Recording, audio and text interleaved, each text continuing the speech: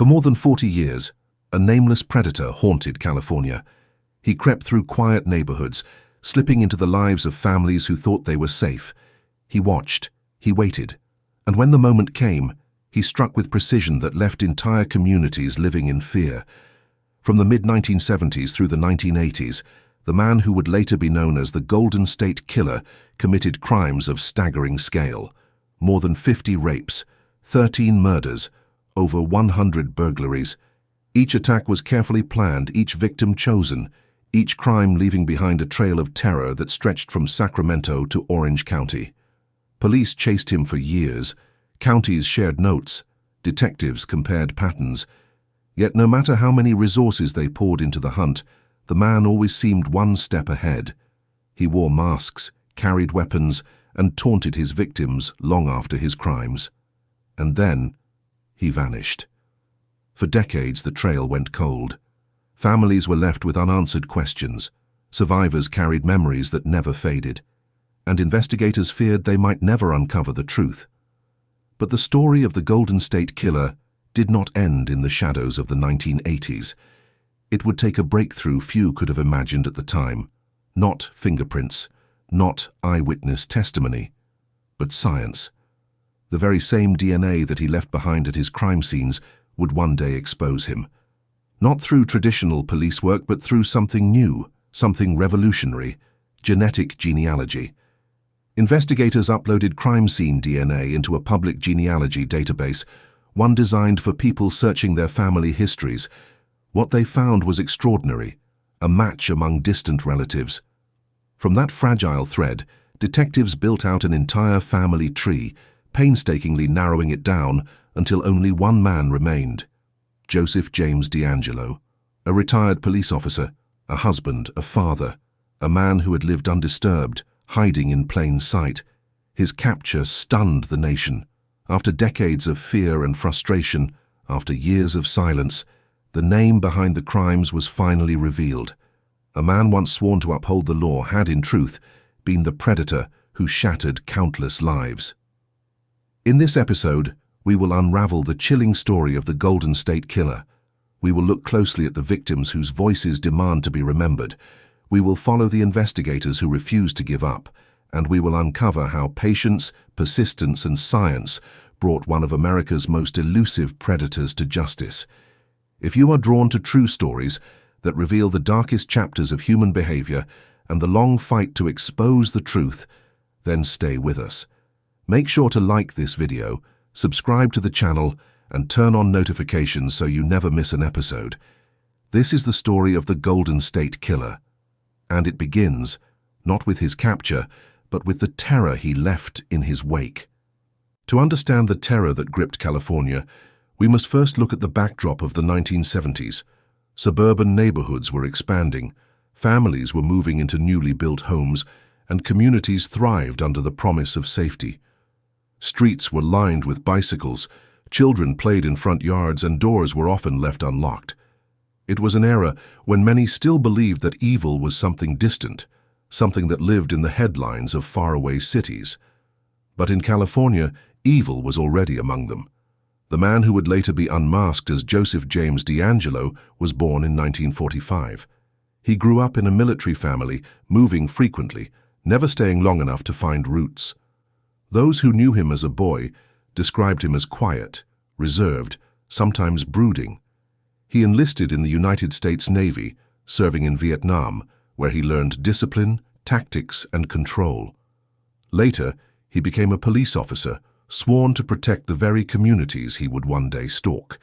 His training gave him knowledge of procedures, patrol patterns, and how law enforcement responded to crime, knowledge he would twist to his advantage. But while DeAngelo's life appeared structured, there were already signs of something darker. Reports of petty theft, a reputation for anger that could flare without warning. Colleagues recalled moments when his temper seemed out of proportion, though few could have predicted what he was truly capable of. His victims, on the other hand, were ordinary people, families, couples, women living alone. They were teachers, students, secretaries, military spouses, everyday residents who had no reason to expect that their lives would collide with a predator. Many were targeted in the Sacramento area, where a series of home invasions soon began to draw attention. But at first, no one connected these events to one another. They seemed random, isolated, until the pattern grew impossible to ignore. The time period itself shaped the investigation. In the 1970s, there was no centralized database of DNA, no rapid computer analysis. Police relied on shoe prints in the mud, eyewitness descriptions, and the slow gathering of physical evidence. Counties often operated independently, with limited communication across jurisdictions. What happened in one part of California often remained unknown to officers in another. This fractured system gave DeAngelo an advantage. He moved across counties, across regions, leaving behind chaos that seemed unconnected. And while the public knew nothing of his identity, fear began to settle into the lives of ordinary people. Families who had once felt secure in their homes began to sleep with weapons nearby. Couples double-locked their doors. Neighborhood watch groups patrolled their streets. The dream of suburban safety was broken. It is within this world, of quiet neighborhoods, of growing fear, and of a predator who blended into the fabric of everyday life, that the story of the Golden State Killer began. The first known attacks began in the mid-1970s in the Sacramento area. At first, the crimes seemed almost routine in the way they were reported. A burglary, a home invasion, property stolen. But these were not ordinary break-ins. The intruder moved silently, slipping into homes while families slept. He cut phone lines, unlocked windows, and positioned ligatures inside the house before anyone realized he was there. He was watching, learning, preparing. Soon the pattern escalated. Women living alone became his first targets. He would enter their homes masked, armed, and ruthless. Victims were tied with shoelaces, their faces covered, their pleas ignored. The attacks grew in frequency, often occurring weeks apart, sometimes even days apart. Entire neighborhoods became gripped with fear. Police worked frantically, but every time they thought they had found a lead, the man vanished again into the night. It was not only women who were targeted. Couples were attacked in their own bedrooms.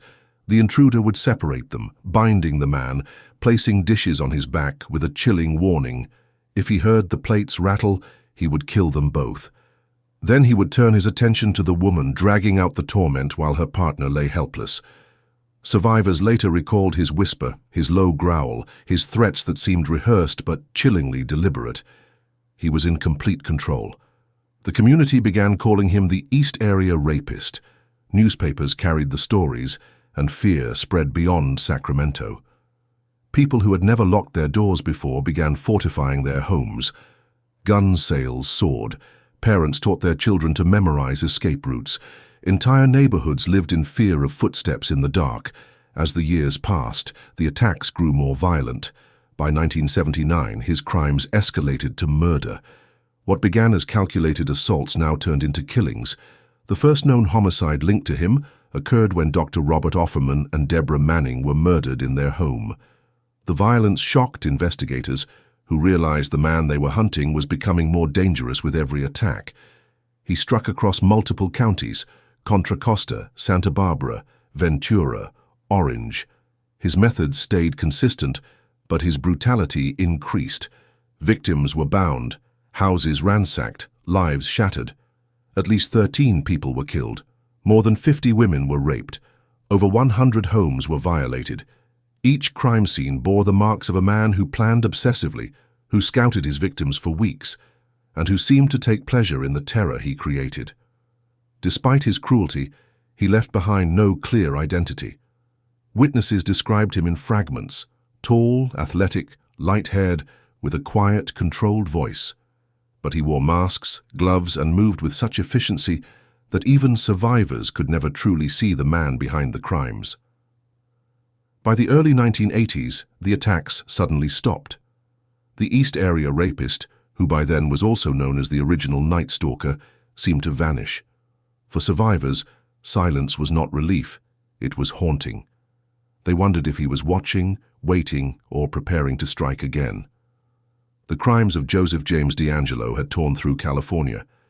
But as the years passed without another attack, investigators were left with a trail of devastation and a growing, unanswered question: who was the man behind the mask?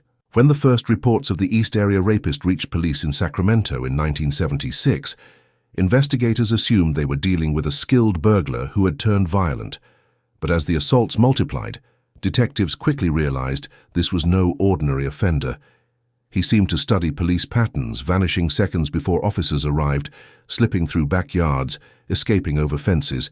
Each crime left a haunting question: how could one man remain so far ahead of the law? The investigation grew massive. Task forces were formed, detectives worked nights and weekends, and maps of Sacramento County were pinned with markers showing each new crime scene.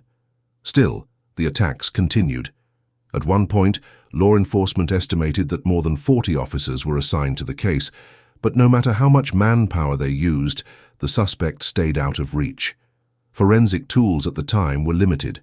Fingerprints were collected but rarely useful. Shoe prints in mud showed evidence of military-style boots, but the prints were too common to trace to a single man. In several cases, he left behind ligatures tied in complex knots, suggesting someone with training or mechanical skill. DNA evidence, though preserved, was not yet usable by the technology of the 1970s. Detectives were left with fragments, physical clues that whispered of a methodical predator, but never revealed his identity. Witnesses offered only glimpses. A neighbor saw a suspicious figure darting between houses. A teenage boy reported a prowler lurking near fences. But when composite sketches were drawn, they showed an ordinary young man, blonde, clean-cut, unremarkable. Nothing that could narrow the thousands of possible suspects. The attacks caused a wave of public fear, and that fear sometimes turned against the investigators themselves. Town meetings were packed with anxious residents demanding answers. Reporters criticized law enforcement for failing to protect the community. Officers patrolled neighborhoods, but the man struck regardless. He called victims after assaults, whispering threats down the phone, reminding them he was still out there. As the 1970s turned into the 1980s, investigators discovered that the East Area Rapist was also responsible for a string of murders in Southern California. The realization that the same man was now killing only deepened the frustration. Multiple counties were now involved: Sacramento, Contra Costa, Santa Barbara, Ventura, Orange.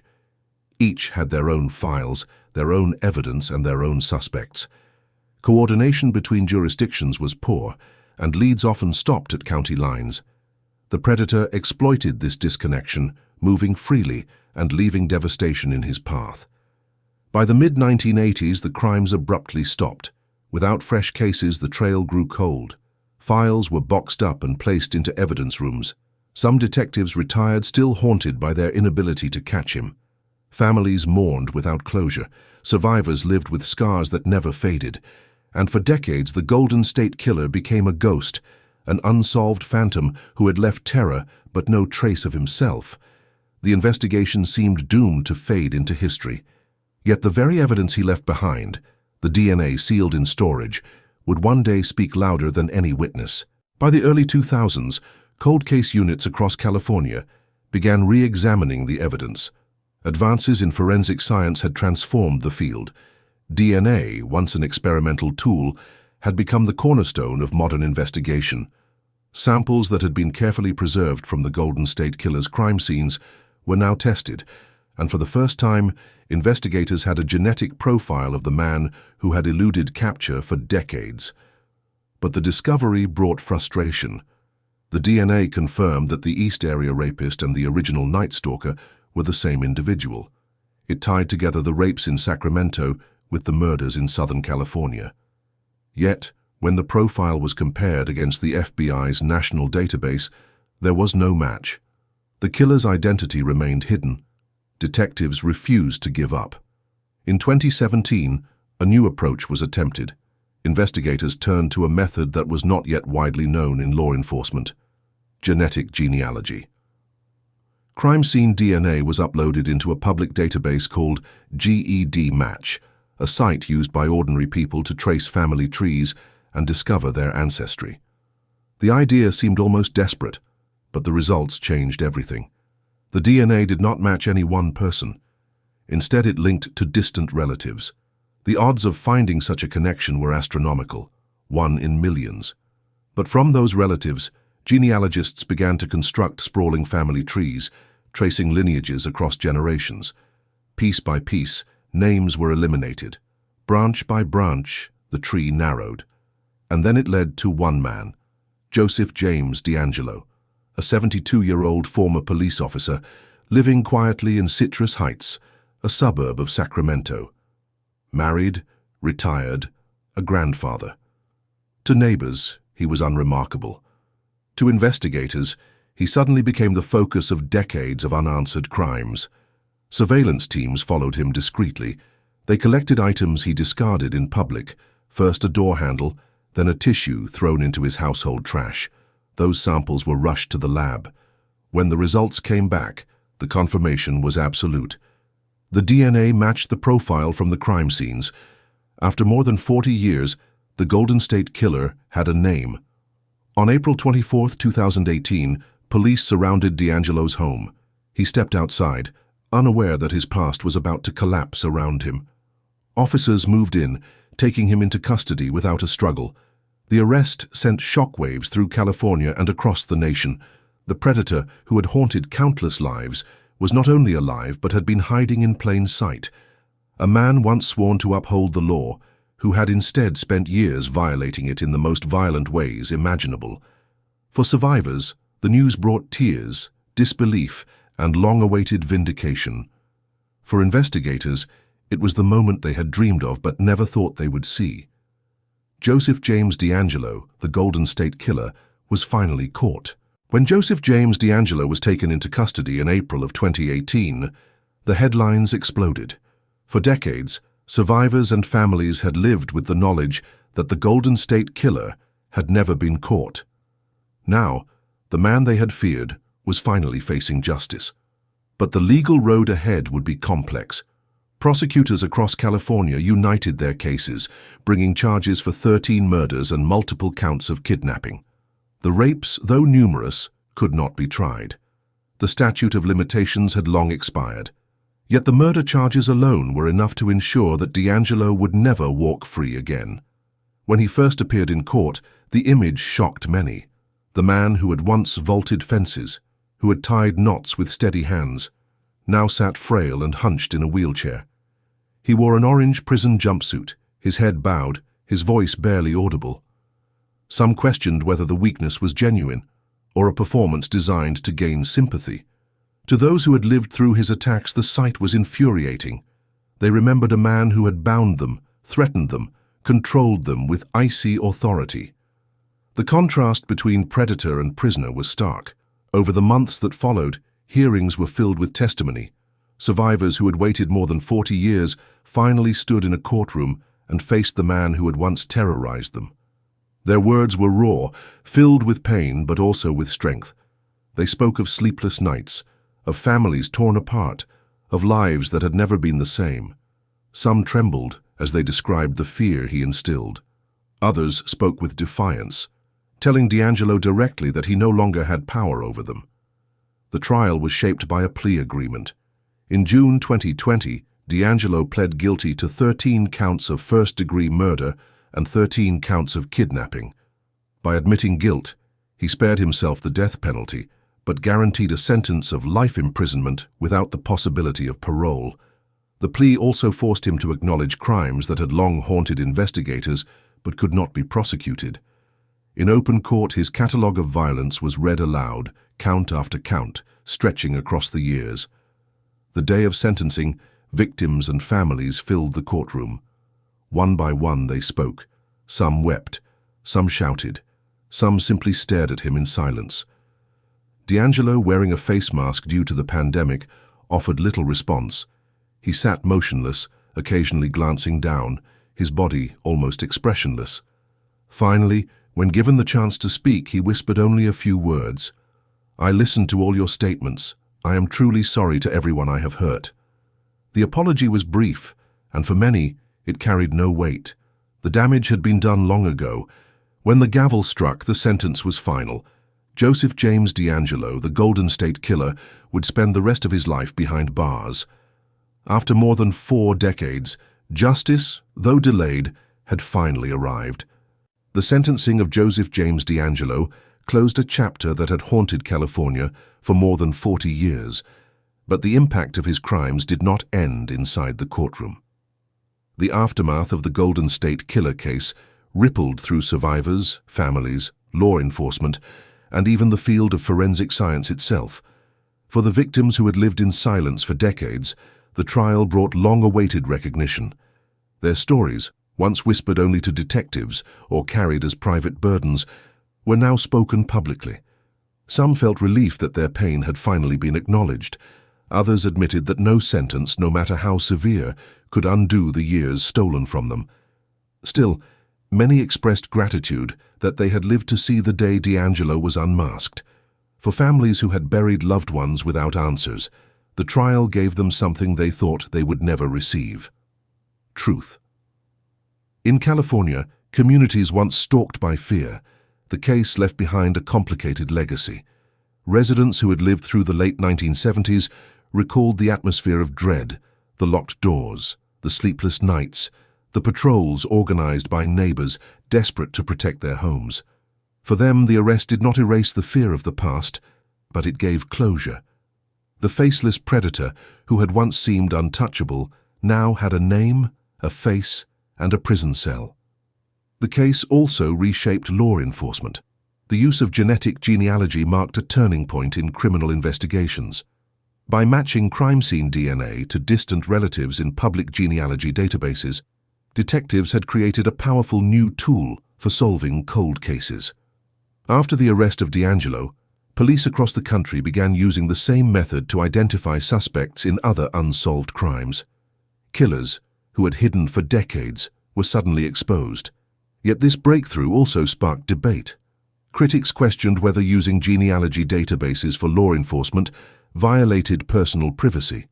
Families who had uploaded DNA to trace their ancestry never imagined it might one day be used to catch criminals. The Golden State Killer case forced society to confront difficult questions. How far should science be allowed to go in the pursuit of justice, and what price are we willing to pay for closure? For DeAngelo himself, life after sentencing was stripped of power. Once a police officer who commanded authority, once a predator who dictated the lives of his victims, he became inmate number 334456 at California State Prison, Sacramento. Reports described him as withdrawn, spending his final years in near silence, his frail body a stark contrast to the image of the man who had once vaulted fences and prowled through neighborhoods under cover of darkness. The cultural legacy of the case also endured. Books, documentaries, and Michelle McNamara's work I'll Be Gone in the Dark ensured that the victims' stories would not be forgotten.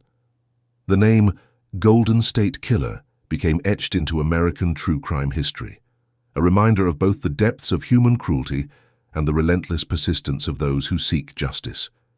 And yet, even with the trial concluded, some questions remain.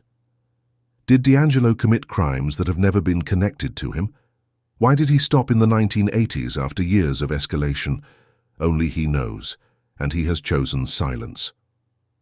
The aftermath of this case is more than the capture of one man. It is a lesson in resilience, in science, in the determination of survivors, and in the belief that even after decades, justice is still possible. The case of Joseph James DeAngelo reminds us that time does not erase truth.